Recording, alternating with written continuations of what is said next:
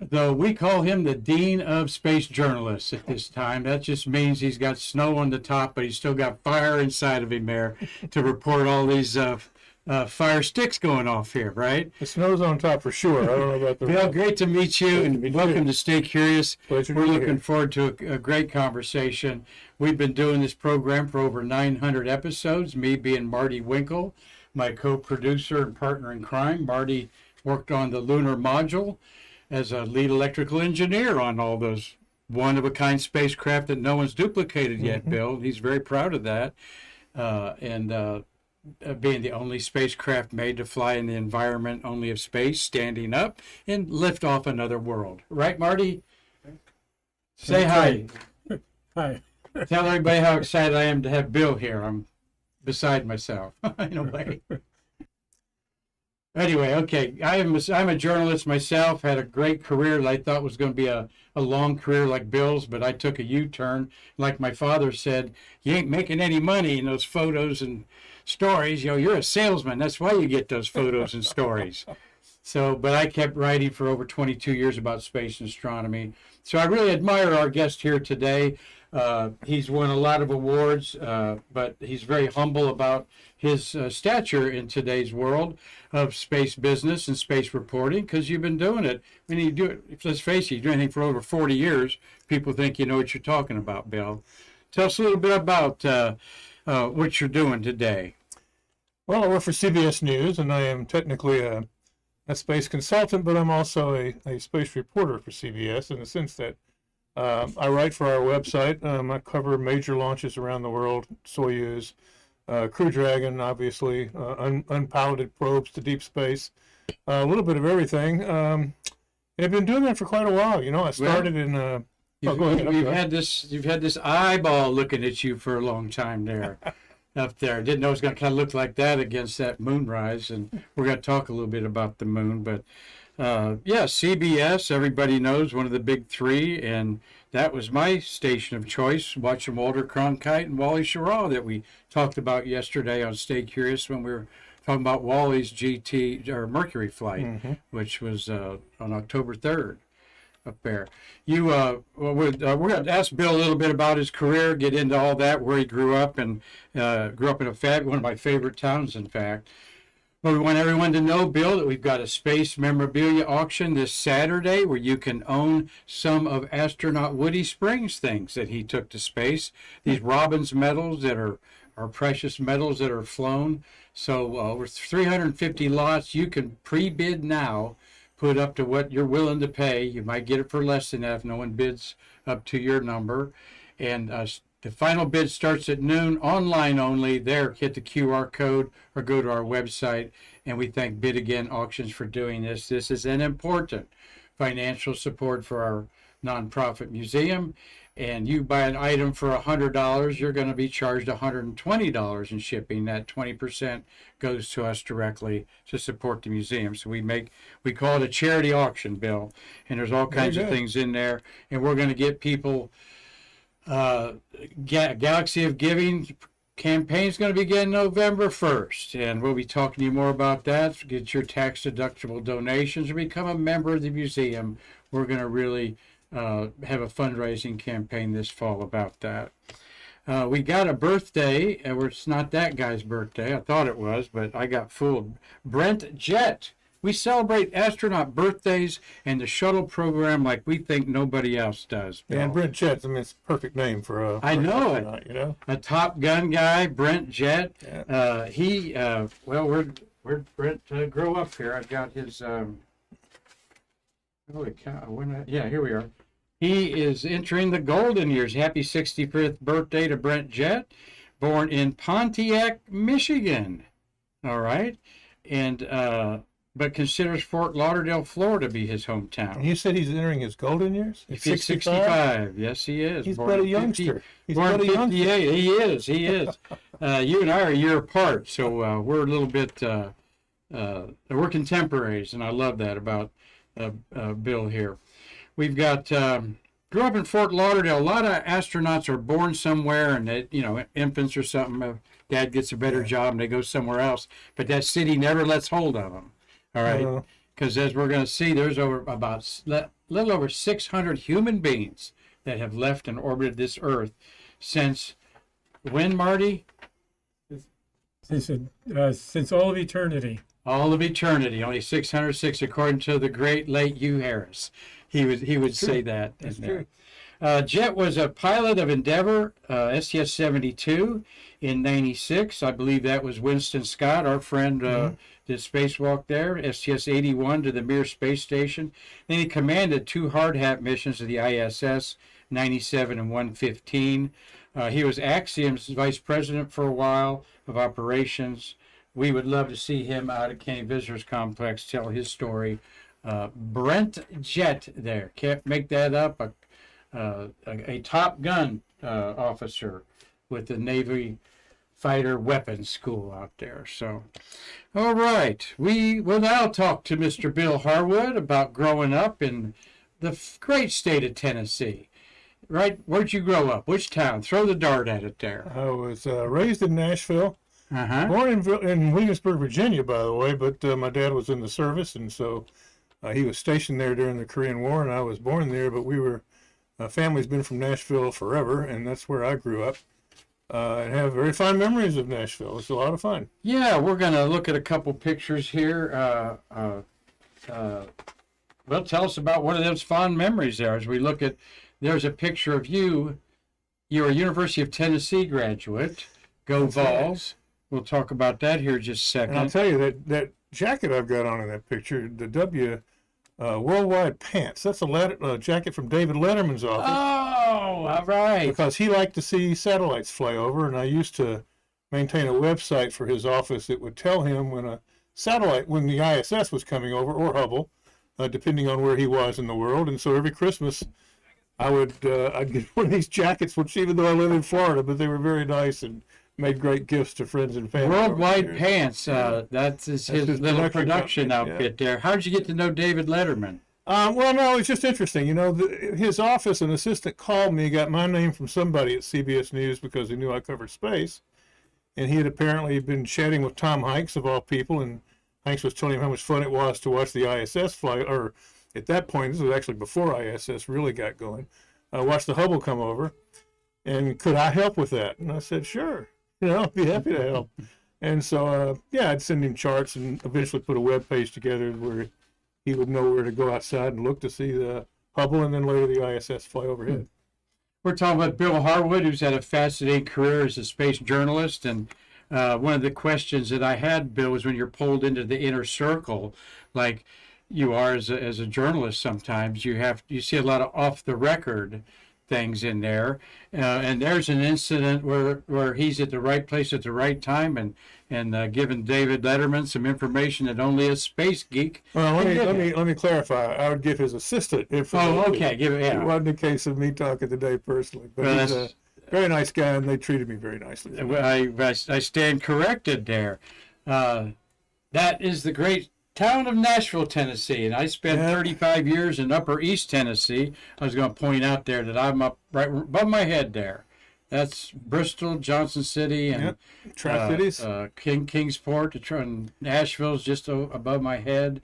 A lot of fun up in Virginia there, and Kentucky too. I'm sure you went up in Kentucky a few times up there. Oh yeah, Mammoth Cave, all that. Yeah. But Nashville is one of the great cities in our nation. You know, it's funny. It's called Music City, and country music is the thing in Nashville. And my parents took us to the symphony. Nashville had a great symphony because all these studio musicians would play in the orchestra. So we had a very good orchestra, and I did all that. And we never listened to any country music, even though I'm from Nashville. I was raised with classics kind of minded parents. And that's what we tended to listen to around the house. I never got into opera like my mom, but yeah, they had great musicians in that symphony. I'm sure they still do.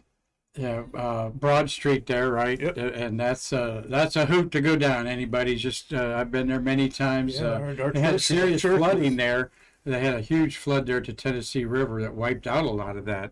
and I was there just a couple years ago, and Yeah. a lot of fun. Good town there. You got your Batman Tower there, and That was after I left. They built that one. yeah. But our yeah. church was on Broadway, like you say, right down in the heart of all that. It's still there. Did you happen to go back there for the total eclipse that went through Nashville? No, I did 2017? not. I was with the CBS crew in Indiana, where it came straight overhead, and we did a show from there. Showing the eclipse. It was really quite dramatic. Yeah. You have plans for the April? I've already April? got reservations in Texas for me and my wife if CBS doesn't put me somewhere working. Okay. But I am absolutely going to be there to see that because that was the first one I'd ever seen, and it was just utterly spectacular. I mean, I understand now why people chase. Yeah, these things. me too. I had a couple clouded out. Was going to go to Aruba one time, and that fell through.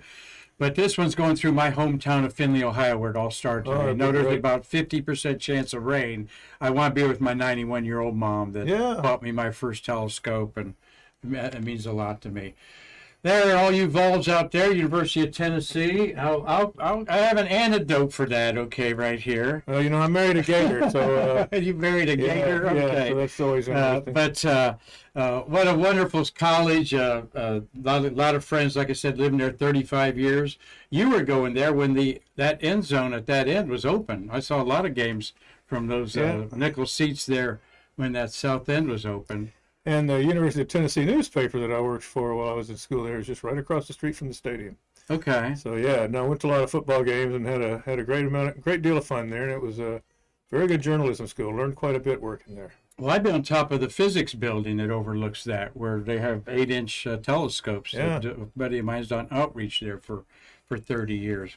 Well, I told you I was a journalist and always carried a camera around and loved covering the Bristol Motor Speedway. Did you ever have a chance to go there and see that? Never did. Got a nice full moon. Well, I was wondering if you were there because I think it was 2005 when Shuttle Atlantis landed during the pregame ceremonies there. Huh. Yeah. Didn't it? Oh, You missed I that, see huh? the picture. Okay, yeah, no. Yeah, I obviously missed a big story that day. Yeah, you did. Yeah. You must have been on a big fat vacation or something there. But yeah, nothing stays the same, and they can't get that many people to do a card stunt in that stadium anymore. That was the heyday.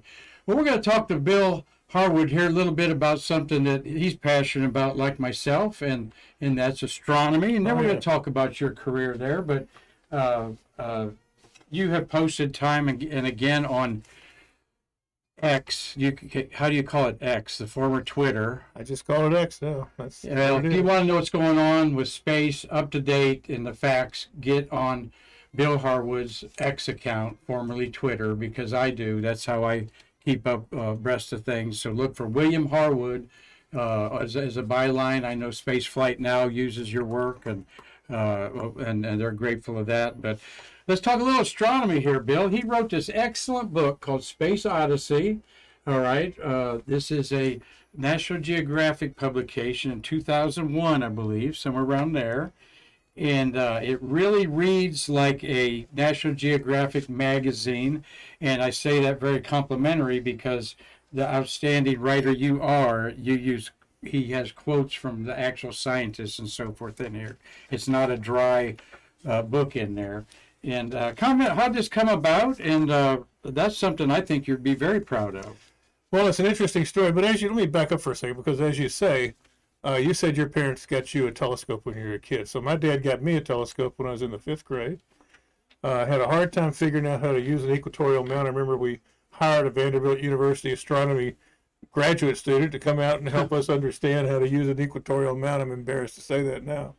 But that's a lifelong hobby of mine and passion. I like to joke, some guys buy motorcycles when they reach middle age. I tend to invest in telescopes. Yeah. I love to go out into the stars when the night's clear and look. So that's always been a passion of mine. I've covered a lot of astronomy missions. I've covered every Hubble flight and its major discoveries, and of course the Webb telescope and others down the line. But now this book was kind of interesting. This was being written by an author had been hired at Sky and Telescope magazine, and he couldn't do it for one reason or another. And then he recommended me to take his place, and so I happily stepped in to write the book. And it was an interesting experience. I had a lot of fun doing it and learned quite a bit in the process of it. I'll bet you did. It's a beautiful book. what is hard to write a book about astronomy is that when it hits the press, there's going to be some spacecraft that outdates some part of Yeah, it. they're out of date almost immediately. Yeah, That in book's there. way out of date And now. there's one of the beautiful things going on Mars. You don't understand what's going on Mars, people. It's a living, breathing planet with, you see, ice flows and stuff like that on it. Bill's reported on it. What's one of your favorite interplanetary missions? What do you remember sticks out of the? The first one I covered in person was the Voyager 2 flyby of Neptune back in 1989 at JPL. You know, Ed Stone, who was the project scientist for Voyager, you know, he had this line. He said, "You can only go to a new world for the first time once." Yes. And so as you're waiting in the auditorium, these pictures are coming back, and you're seeing, in my case, Neptune. As no one had ever seen it before. That was just a magical experience to me. You know, and it's almost like I tell people the first shuttle launch I ever saw was STS-2 as a reporter for the UT Daily Beacon, the school newspaper. And I ended up covering 130 shuttle missions out of the 135. None of them ever equaled the first one because you didn't know what to expect. The sound it made, the way it shook the ground. It was the same with Voyager at Neptune. You know, you're seeing a new world for the first time once, and I've covered lots of great probes and missions since then, you know, the Mars rovers and all that. But to me, nothing in my mind equals that shot of Neptune and the moon, Triton, you know, behind it, the crescent moon, as Voyager sailed on out into the cosmos. You know, it was just a riveting experience. Were you at Jet Propulsion Lab for that? Yeah. Oh, yeah. Wow. Yeah, Ed Stone was one of the architects of our interplanetary space mission. True giant. He has to be a neat guy Totally. out there. How do you relate to the hit sitcom Big Bang Theory? Did you watch? Did you watch? Did you watch it? And you know what? I am not an episodic TV viewer. No, I don't think I've seen a single episode. well, the guy that listens to classical music and jazz all the time, I can see that. No, You've ever seen a single episode? I don't think a single episode. Okay, all right. Well, I mean, I used to watch a lot of news, and I don't even do that much anymore. I mostly listen to novels these days. News depresses me. yeah. And I just had never gotten into television shows. Well, you're in the happy news business, though, and I really do. I think to make a dumb analogy, which you report literally gets our minds off the earth. Well, it does do that. Yeah, that's for sure. And thinking on that. The one thing about astronomy, getting back to this book here, yes, he talks about mapping the moon and Mars 20 years ago, folks. Is you start out, by the end of the second decade of the 21st century, a spacesuited astronaut will step off a ramp to become the first human to visit another planet. The planet is Mars. And 20 years ago, we thought that was going to happen. Well, you know, I tell people when we saw the movie 2001: A Space Odyssey back Yes. in 1968, you know, those spacecraft, the big space station, the moon base, that did not seem unbelievable in 1968. It seemed very possible that we would have an infrastructure like that by the turn of the century. And of course, we never came even close to that. Right. And I think a similar optimism has captured Mars people thinking, yeah, we'll get to Mars in the early 21st century. And obviously that has not happened. And I don't think it will happen for quite a while. It's just an enormously difficult and expensive undertaking. And we haven't had the national will to mount a mission like that since Apollo. Well said. We're going to talk about that at the end of the program, as a person like me scratches my head where if they need the money, they need the money, but they gave $400 billion to the Ukraine so far, and NASA's budget's what, $26 billion? Well, to me, you can't look at it that way. You can't? No, Okay. I don't think so. Correct. It's, you have different priorities at that level to doing things. And I'm always reminded by this old saying when they do polls about space. Americans all want a space program, but they don't want to pay a lot for it. And the polls consistently show, I mean, the way it's always summed up is support's a mile wide and an inch deep. And I think that's true, sad to say. I think that's just reflects reality.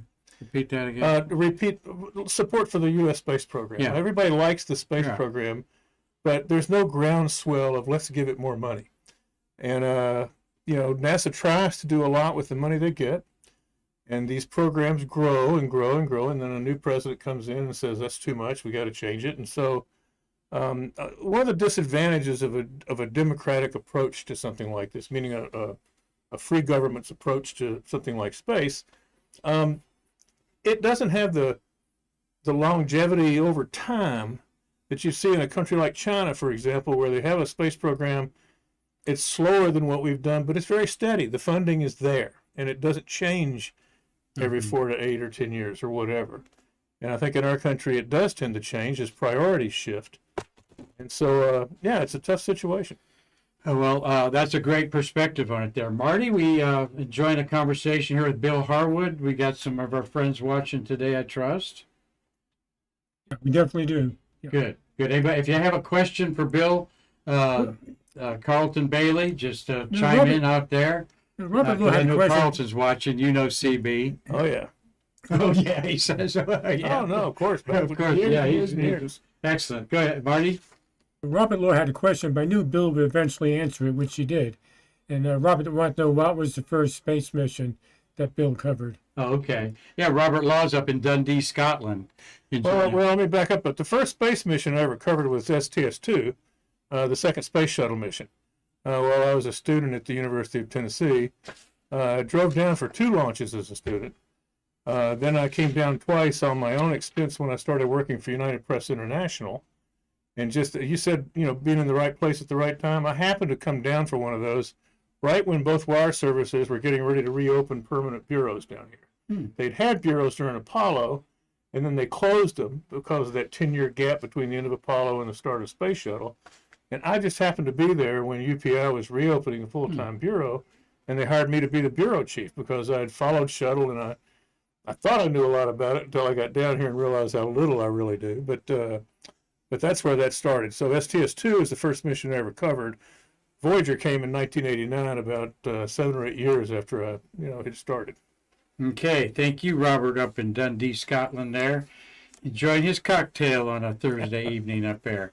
We're going to just a couple little comments here about astronomy. Here is this book is available, still up there, $20. And believe me, there's a lot of good content in there that is worthy. Bill, your mastery of the English language is really outstanding, I think. I love how you write. I didn't look at it in there. Do you capitalize? I have a pet peeve that we capitalize moon, Earth. We capitalize Earth. We don't capitalize sun and moon. Other people do capitalize sun and moon. It's basically just a style thing. And the AP style book, which lots of journalists go by, they don't put a comma before the and, when you have one E on employee. Yeah, no, employee. Yeah, it's 2 E's still. Yeah. But those are those rules that someone's established at some point that people follow. But it would seem to me if we capitalize Earth, we should capitalize Moon. That's what we call it, and the same with the Sun. But that's not what we do. Yeah. Also, a cool thing about astronomy that I try to hit a chord on is that no one owns the original, Bill. The stars are out there for you. If you got a telescope and you look at the Great Nebula of Orion, you can photograph it, you can draw it, you can make a poem about it. This is in our DNA, I believe. What do you think about that? I do think so. I worry though that with the spread of technology and light pollution in the developed nations, it's getting where you really have to do some driving to get where you can even see the stars, and that bothers me. When I have a large telescope, but there's too much light pollution around here, to really want to pull it out. You want to take it somewhere out in the dark countryside. I do worry about that because if you look at a map of the U.S. at night, it's really hard to find spots unless you're west of the Mississippi, way out in the desert somewhere, to have a dark sky where you can even enjoy that view. It is. Astronomers have coined the term noctalgia, which is sky grief. All right. A couple of astronomers actually come up with noctalgia. We did a little Stay Curious on it Monday on that to talk about that. And it's, I like telling the story, Bill, that Hurricane Irma 6 years ago, people in Orlando didn't have lights for 3 days. They were reporting a fire south of town.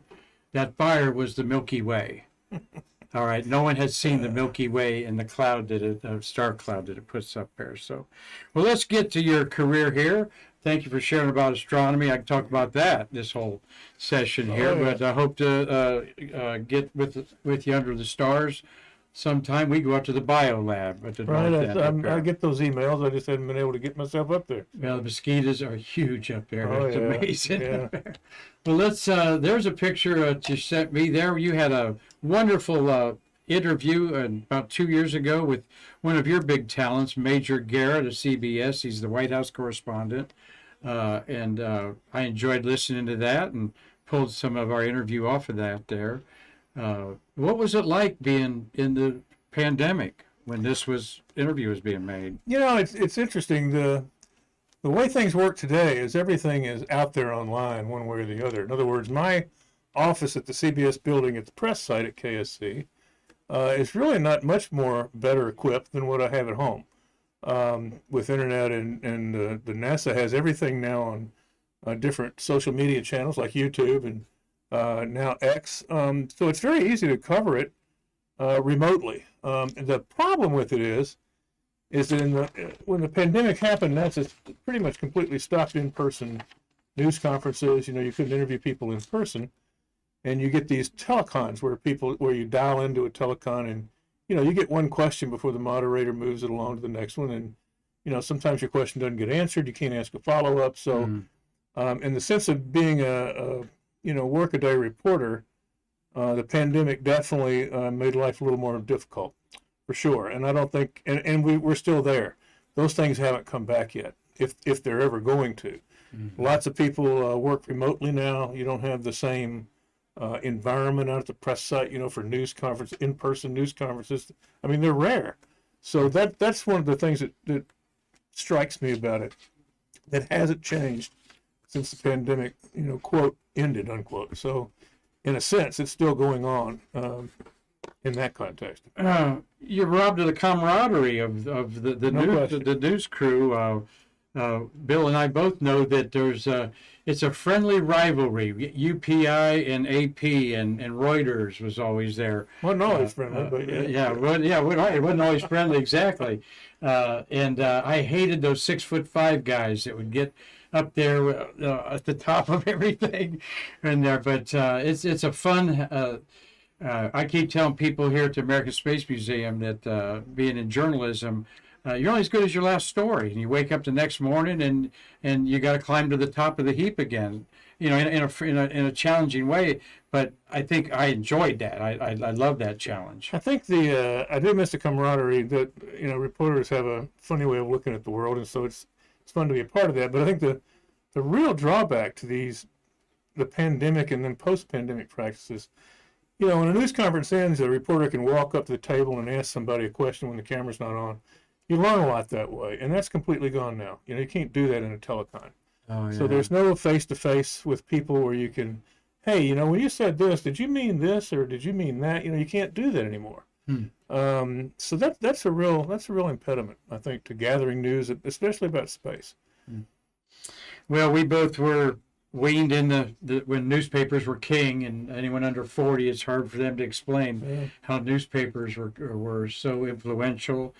And it's really ridiculous how the newspaper world's gone. But I digress there, as we're going to talk about, you wrote a book about the Challenger. Just briefly, kind of want people to know that you've done that. We don't dwell a lot on our lost heroes here, Bill. We honor them as much as we can, and really don't. We feel like we take the high road, not dig into these tragedies. But you made a comment here. Comment about your book there, please, sir.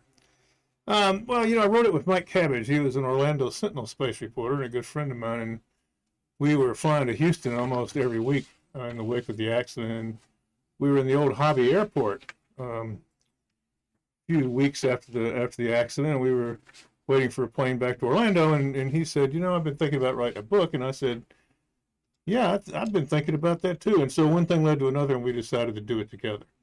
And luckily for us, Sean O'Keefe, the administrator of NASA at that time, put an email out encouraging people to talk with us. So, nearly everybody in the program did talk with us. And I think we ended up with a fairly complete look at it. And so I'm with you. I mean, it's not something to dwell on, certainly. I mean, I covered Challenger as well for UPI and Columbia, and they're terrible things to have to cover and face.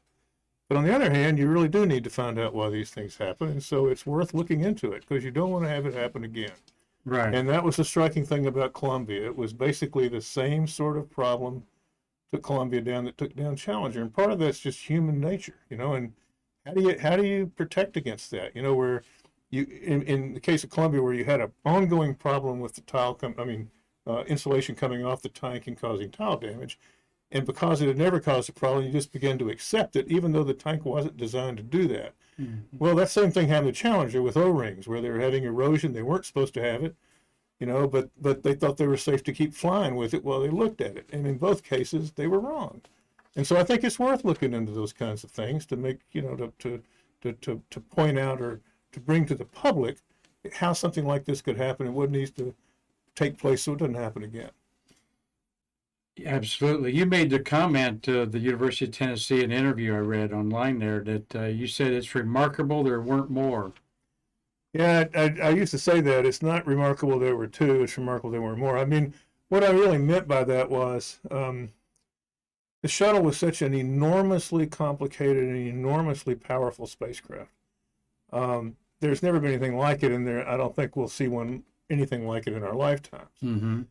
It was just the most amazing piece of hardware. It's really hard to explain to people, mm-hmm. what a remarkable machine this was.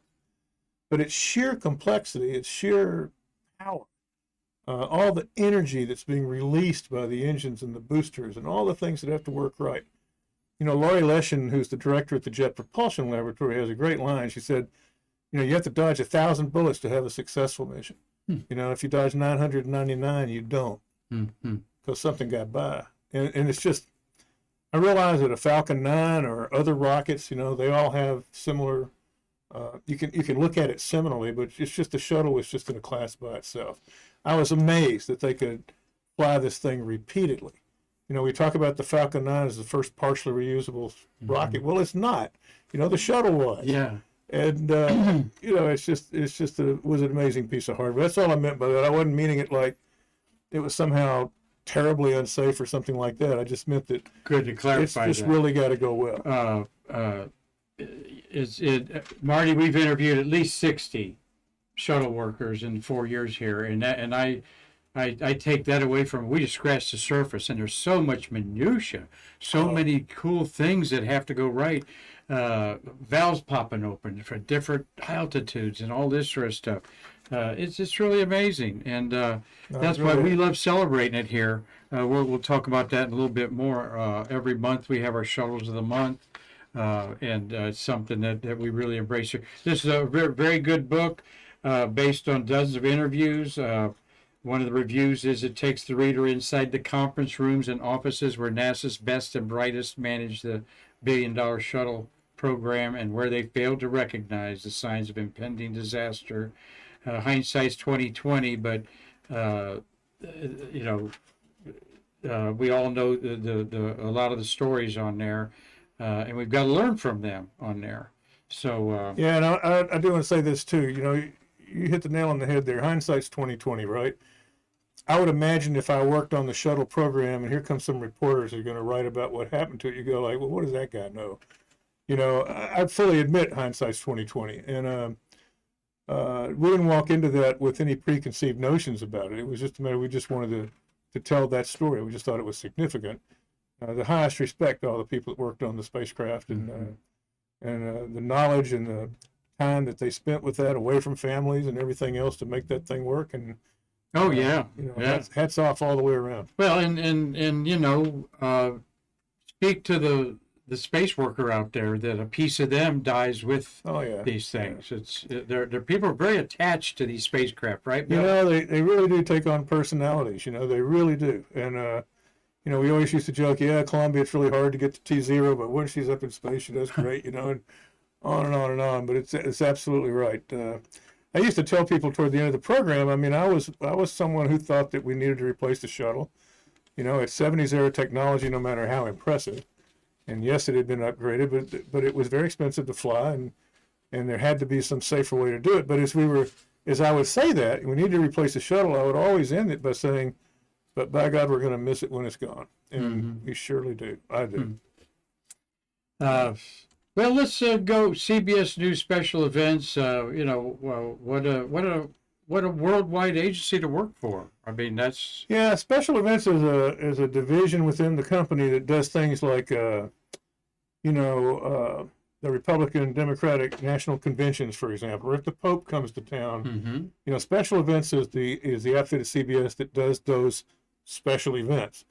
And there was a producer there for many years named Mark Kramer, who was just honored out at the Space Center press site. They put his name up on the wall among journalists because he'd been doing it since Apollo and really knew the program. And anyway, that's what special events does. And so that's who I work for.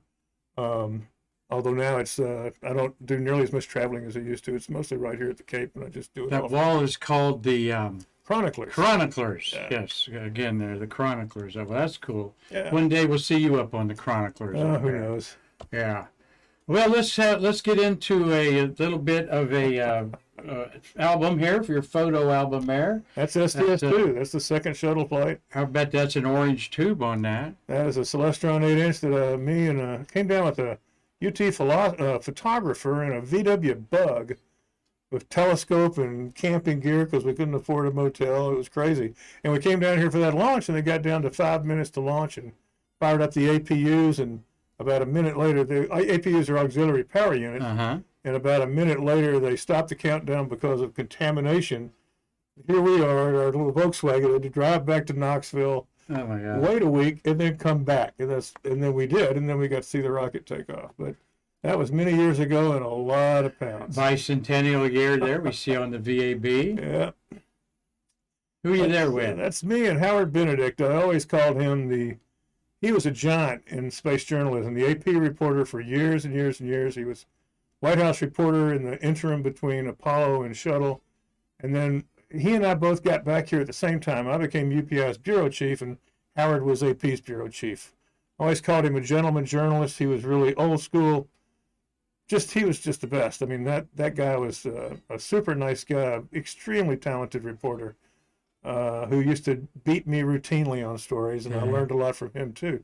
And I think that's Challenger in the background. I can't remember. But Your notes said Challenger, yeah. Quite a while Well, the back. torch has passed from him to you there. I certainly, anyone that reads anything space knows Howard Benedict is, great again, guy. one of the take it to the bank, whatever he wrote about Great guy. in there. Here's a picture that Charlton Bailey pulled out of his notebook. I think that's Bill Broad, isn't it? The New York Times. I'm not sure, he didn't say who that I was. think it's out at the launch pad. Obviously, those are the shuttle slide wire baskets in the background, the escape system for the space. So you went up there and stuff. They had press days where they would take you they all let us over go up for special occasions or different events. And I can't remember. That might be before the first return to flight mission, STS-26, when they had tested those slide wire baskets. Remember Charlie Bolden, later the administrator? Yeah, he went down it. Yeah, so Yeah. that might have been around the time they were testing that system. I can't remember. Are you afraid of heights? No, not at all. I love going up there. Oh, Absolutely love it. Yeah, it's what was it like up here? What surprised you about being at the? Just the reality of it.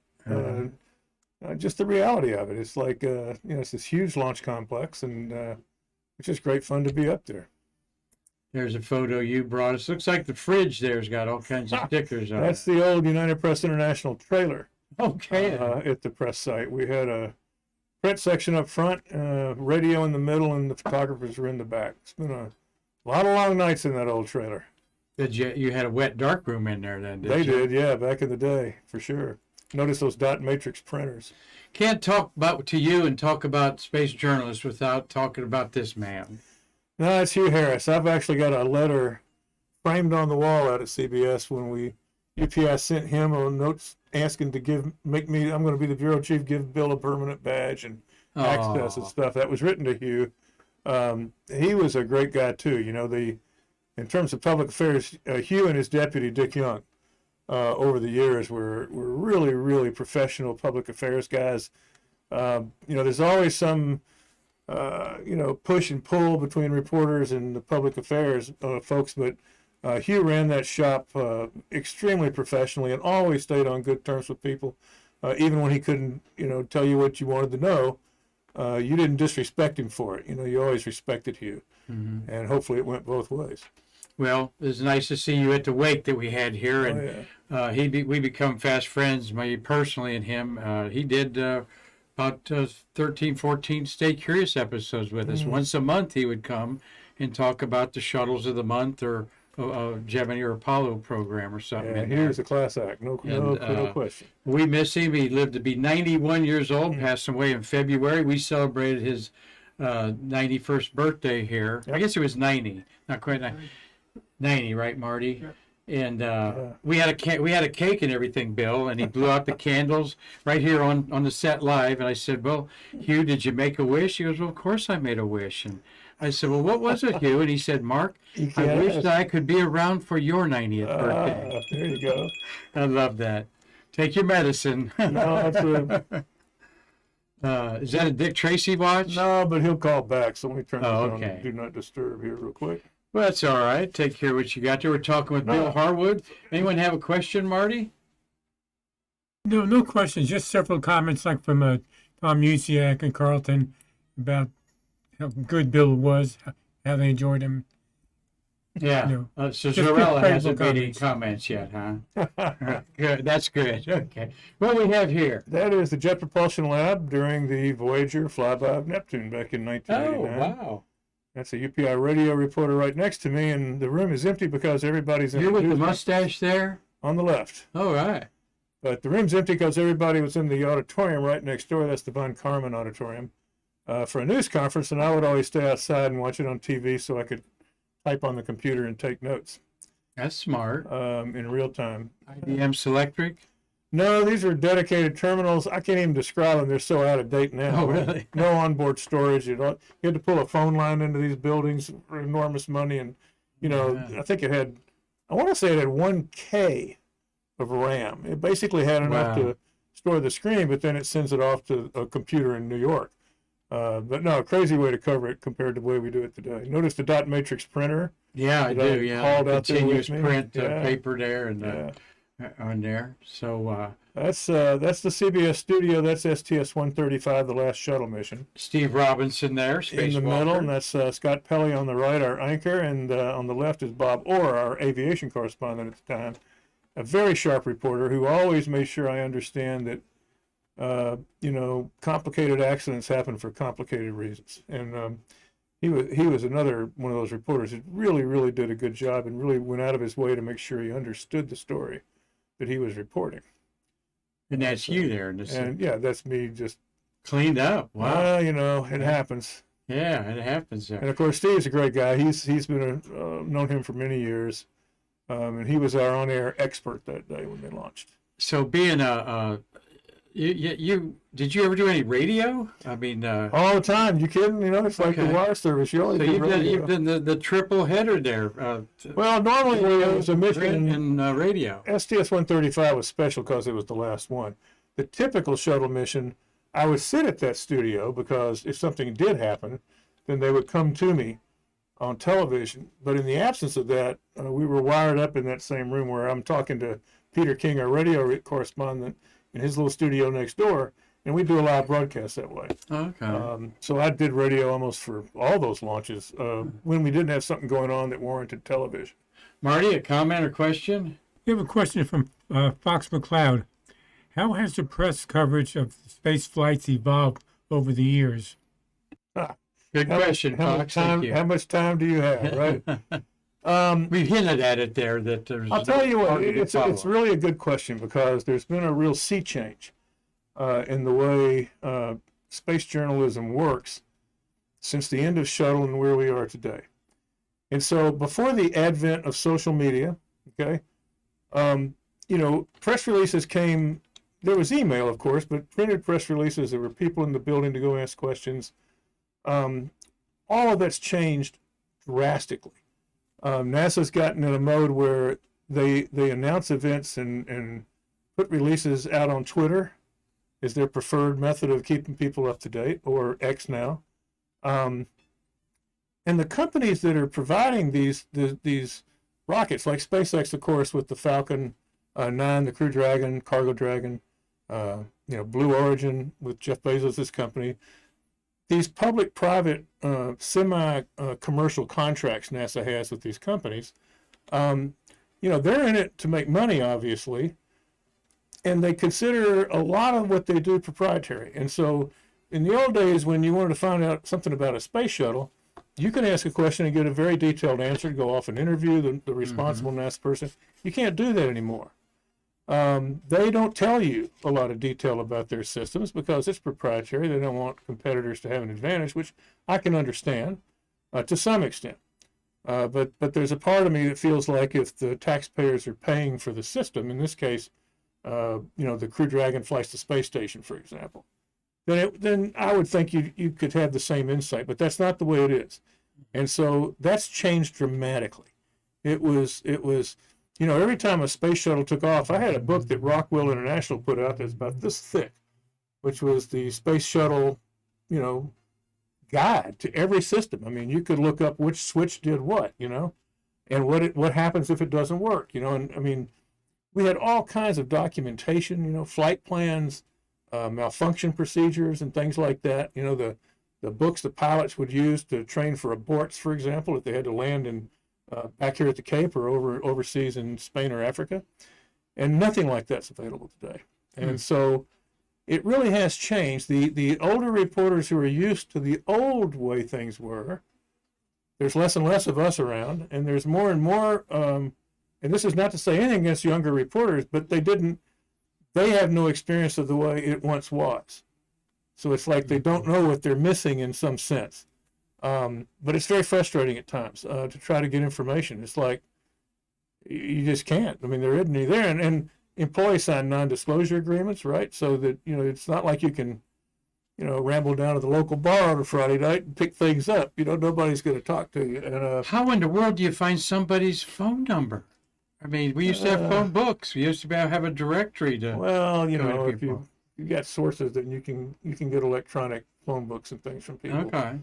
But my point is that's not the point. The point is the material that is put out about our space program today is vastly less than what was available 20 or 30 years ago. It's vastly less.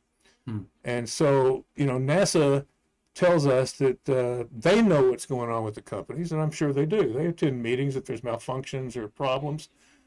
But we're in a situation where they're basically saying, well, you just got to trust us. And you've been a reporter, and that always makes you nervous when somebody tells you something like that because you don't have any way of independently verifying it. Right. So that's a frustrating thing. Now, having said all that, I am constantly amazed at the progress SpaceX has made with the Falcon 9. I never thought I'd see rockets landing on launch pads repeatedly. Yeah. How about a floating barge, Bill? It's incredible. Yeah. And so I'm very impressed by the technology that's come about, and I think it's long overdue, coming up with reusable rockets, which I never would have thought was even possible. So I'm not saying this to throw stones at the rocket companies because I recognize what they're doing is extraordinarily difficult, and they're doing things that nobody ever thought was possible. NASA is a public agency required by law to be open, and it's not as open as it used to be. That's all I'm saying. And so the question was, this is a really long answer to that question. The question was, how has it changed covering it? And that's really it. It's the shift from back when the government owned the hardware, NASA owned the space shuttle, to now where NASA's basically leasing a ride on a commercial vehicle. That's a completely different situation, and the way we get to cover that today is completely different. That's what I'm trying to say. Well, we're talking Bill Harwood. It seems like there's less reporting and more just being fed a press release these days. Well, we still go out there in the middle of the night and watch Starlinks take off, right? I mean, you never know with rockets, but it's a harder beat today. Well, it's easier in a sense, right? Because there's not as much to do, but it's more difficult if you care about it, and that's just the way it is. Yeah, well, part of our generation, why we become journalists, was I was in liberal arts, and the Watergate book by Woodward and Bernstein was very influential to me, and and a lot of people. We all wanted to be investigative reporters. Today, I tell kids, young people. I said, do not go into liberal arts if you want to make money. Okay, go into be an engineer like Marty over here in there. But that change, I think that's part of the change that you're seeing here. There's no everyone just believes what they're fed, and they shouldn't do that. You need to be skeptical a little bit of things, and that's what reporters are all about. Yeah, I'm not an investigative reporter. I never have been. That's not my thing at all. I just, if a launch gets delayed, I'd like to know why. Yeah. And when a SpaceX Falcon 9 gets delayed, they very seldom tell you anything. Just say, well, we're going to try again tomorrow, and you don't have any idea what the problem was. Now, a Starlink or a non-government mission, that's their rocket. That's the other people's payload. That's their business. I firmly go with that. I'm only arguing about the stuff that taxpayers pay for. Well, when they delayed the last Crew 7 flight, okay, first thing that pops into my mind is one of the crewmen sick?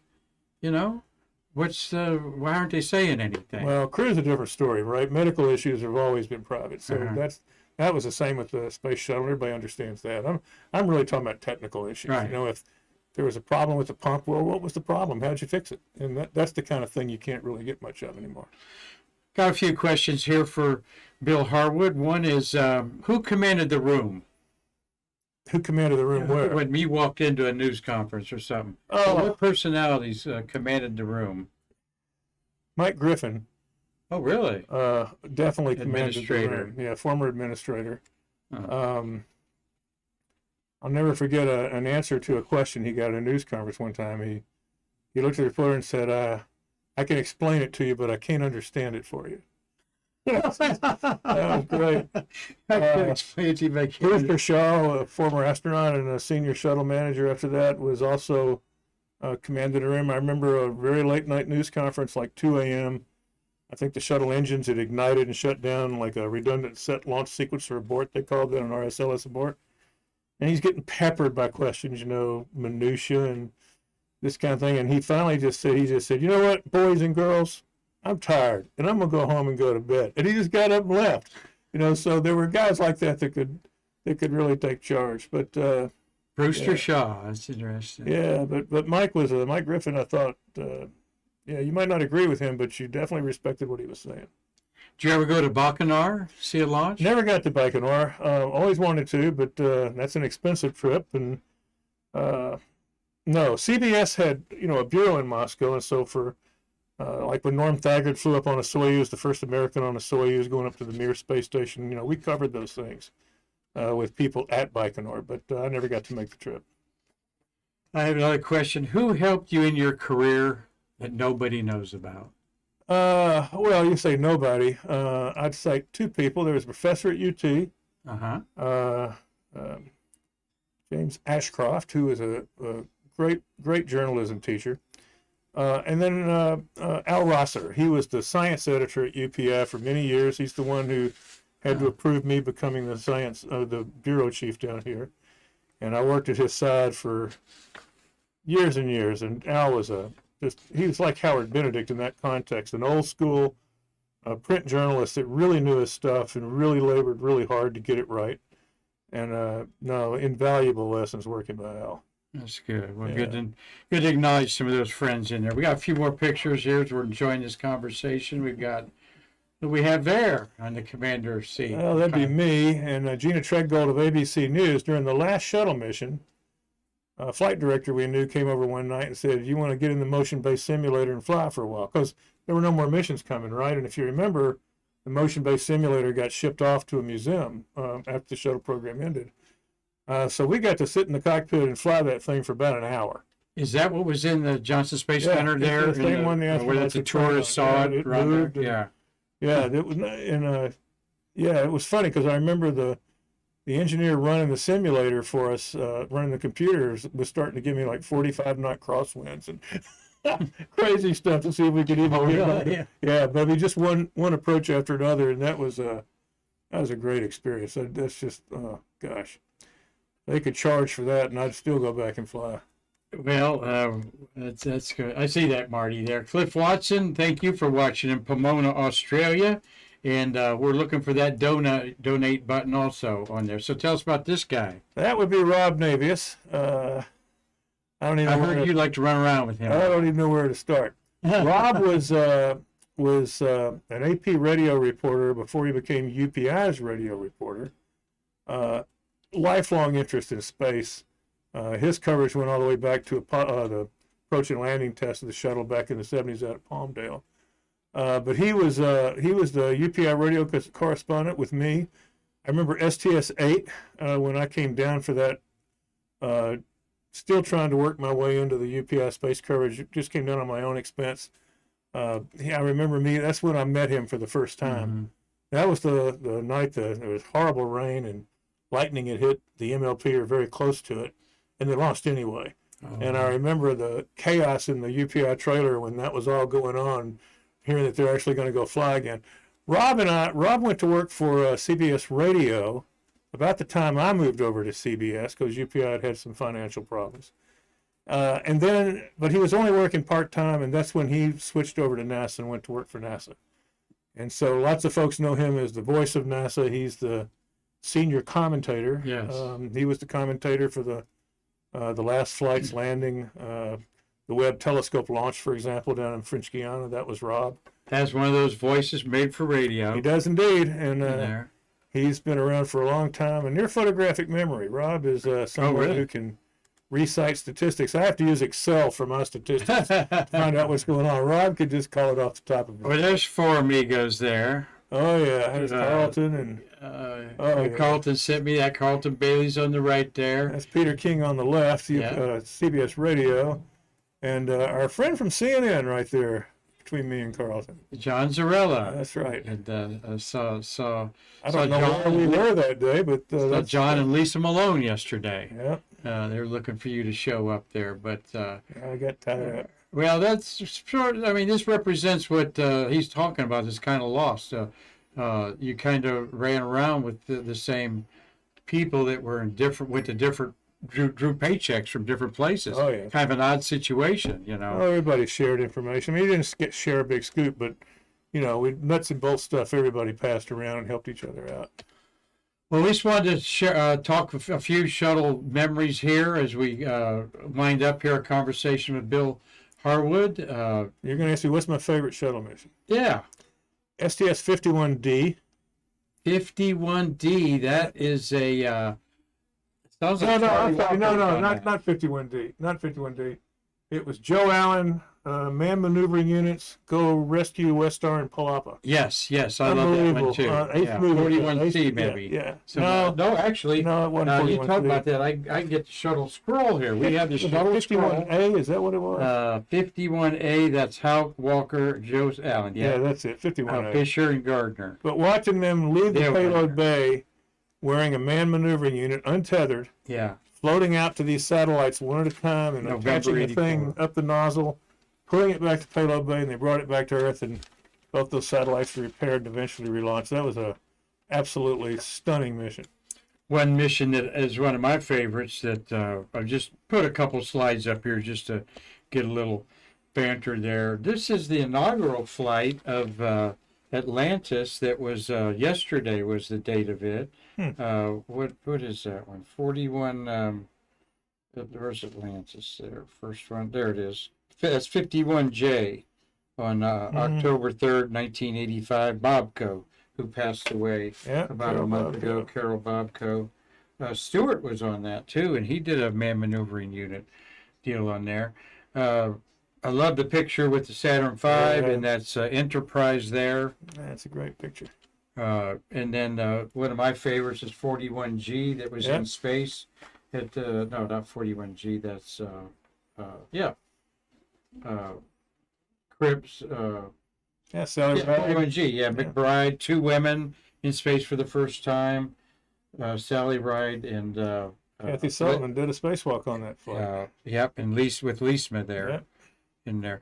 You ever participated in the Hall of Fame ceremonies in any capacity? I've gone to see him. I hadn't participated in them. All right. That's a great shot. I remember that. Mike Leinbach calls that, and so is Tom Jones, the most beautiful launch. 98, STS 98. That's a gorgeous shot. I remember that launch. And what you remember about it, just how pretty No, it that was. there picture, and, yeah, the shadow, yeah. And then just kind of an innocuous shuttle in orbit into Earth there. And I got a whole series of those where the shuttle does the backflip approaching the station and over countless missions. I mean, I've just megabytes after megabytes. Hasn't flown, and of course, we ended that program 12 years ago in July. Like you said, Bill, John Blaha, the great astronaut, said he thought it'd be 100 years before there's another space shuttle-like vehicle that large. Certainly got some smaller space planes down the line. Yeah, I've learned not to make predictions, but Yeah. Right. unless there's some breakthrough in propulsion technology, I think it's going to be a long time. Let's look at just a couple slides here. We say at the American Space Museum there have been 606 humans have orbited the Earth since all of eternity, and 75 of them are women. Marty, my co-producer, came up with the term Karmanauts for the suborbital astronauts Not a there. bad line.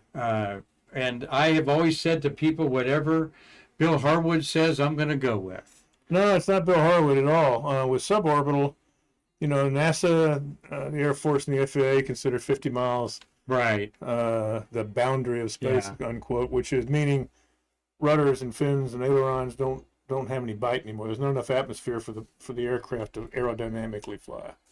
The International, what's the name of it? International Aeronautique Federation or something in Yeah, Switzerland. They think it's 100 kilometers or 60 miles, yeah. So Right. I don't have the expertise to say which one's right, but since NASA goes with 50, that's good enough for me. Well, and that would add a lot of people, some Absolutely, X-15 pilots absolutely. up there, about 3 or 4 of them. One of them's not Neil Armstrong.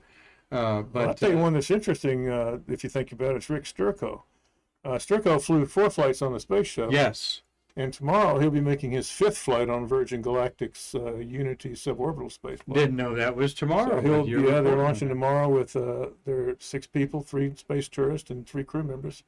That'll be the 9th flight for him, which is an all-time record. Nobody's flown in space 9 times. that. Right, Or yeah. even 8 times. He already holds that record. Yeah, well, look at that. Yeah, Sturtko.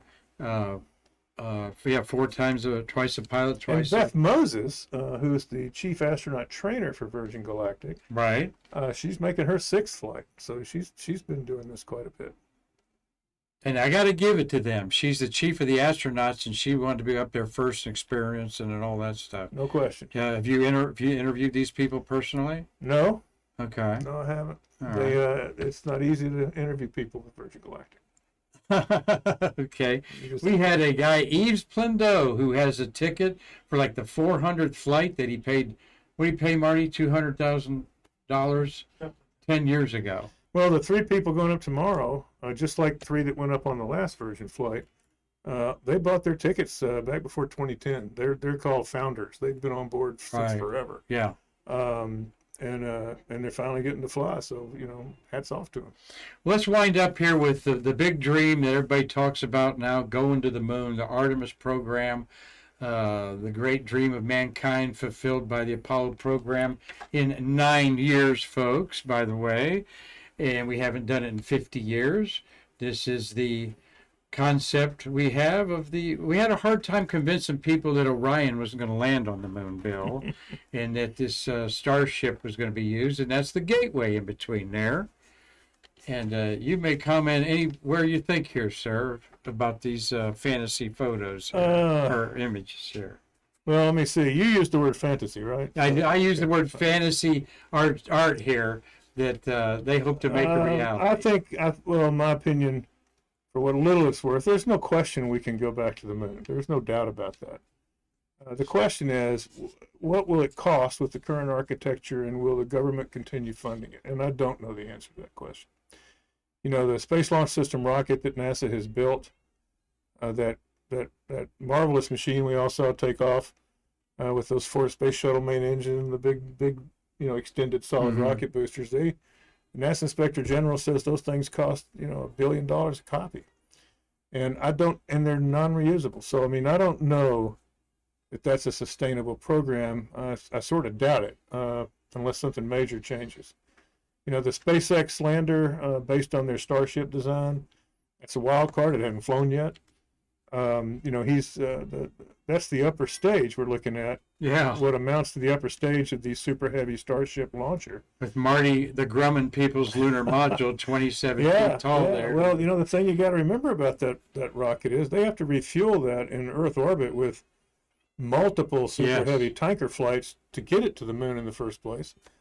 It is just a challenging thing to do. They want to land it at the most rugged part of the moon. I don't have any doubt they can work out the technology and make it happen.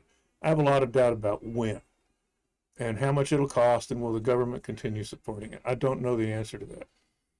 And they keep pushing it back. And if you read some of the reports out there, the wagons are circling, the government number crunchers are circling this thing. Like you just said, how can you sustain a booster that costs $1 billion each? Well, you can argue about how things are implemented and what it'll cost down the road once you're getting into steady state operations. It won't be that expensive.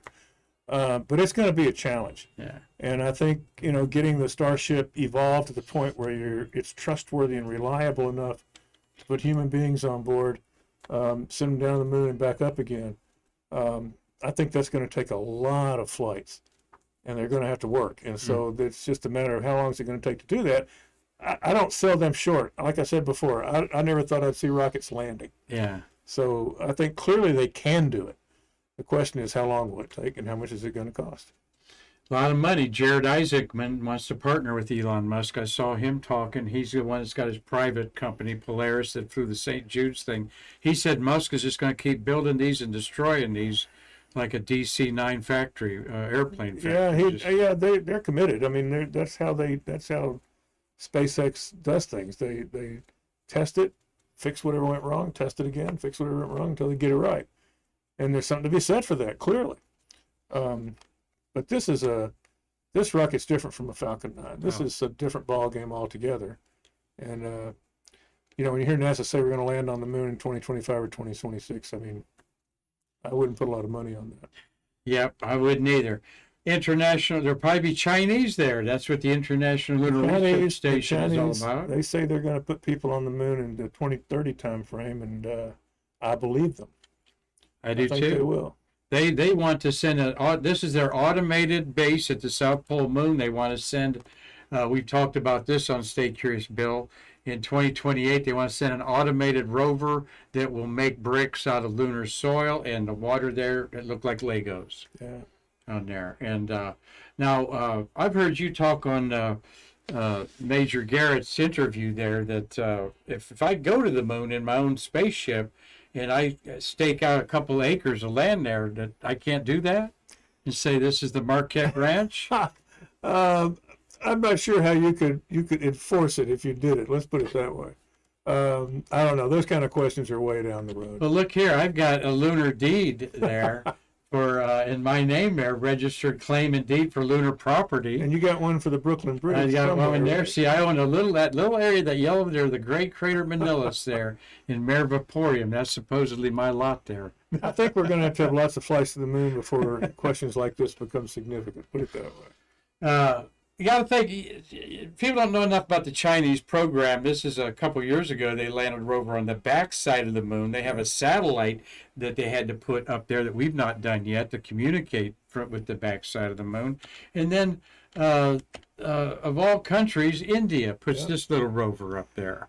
There is there's a thing about superpower status, and space programs are something that confer superpower status almost by definition.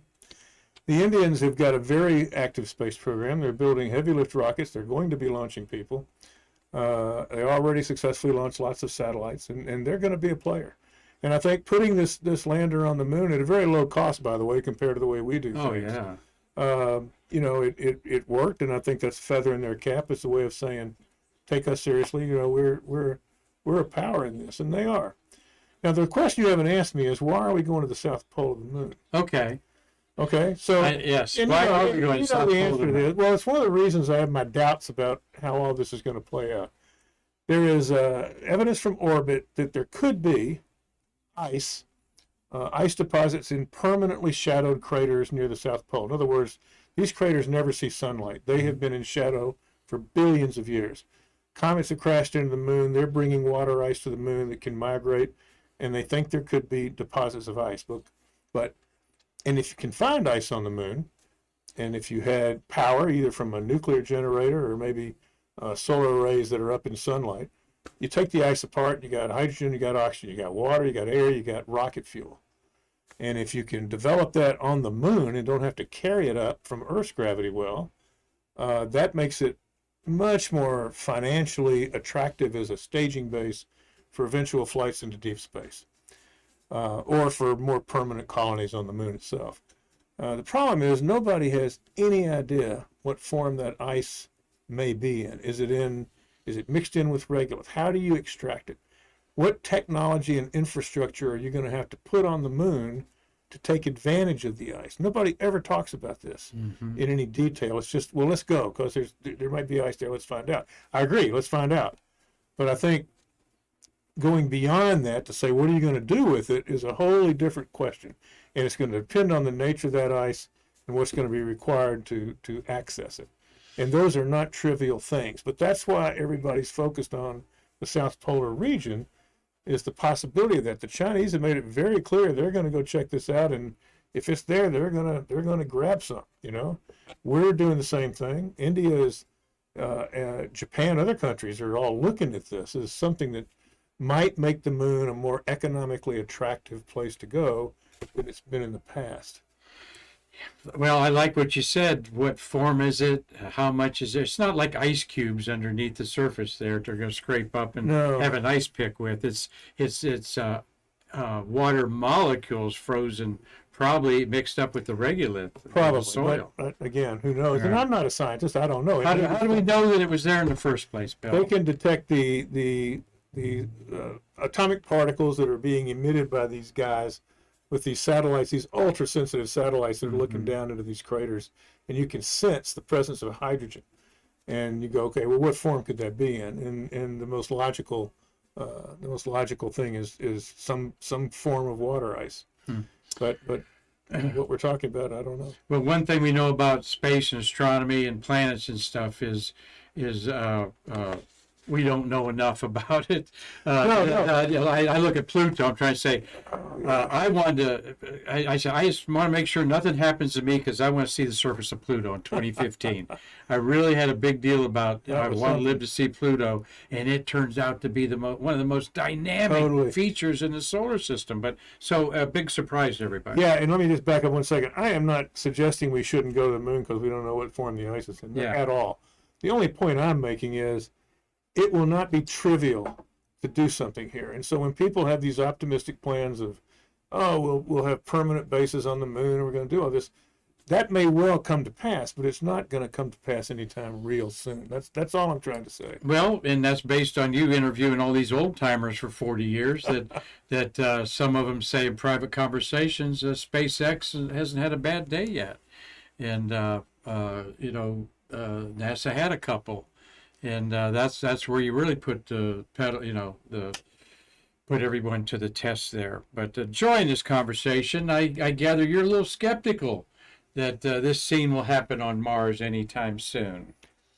Yeah, I'm skeptical, but I wish them all the best. I hope they can make it work. Yeah. You just don't know how. Big plans. It's a lot of headline grabbing stuff, though, and.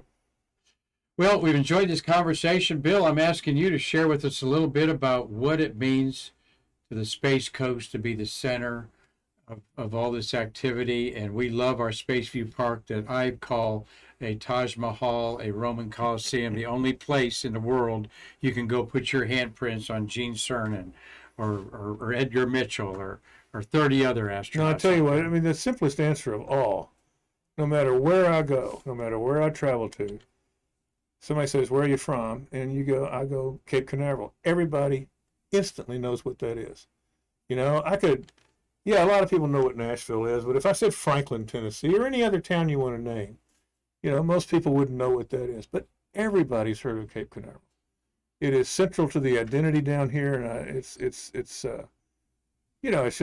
a cultural icon, if nothing else. And I think all the folks down here who work on the program today, the young people building these rockets today, and the older folks who maybe have retired that were with NASA, in the Apollo program and shuttle, it's something nobody can ever take away from them. They've done something.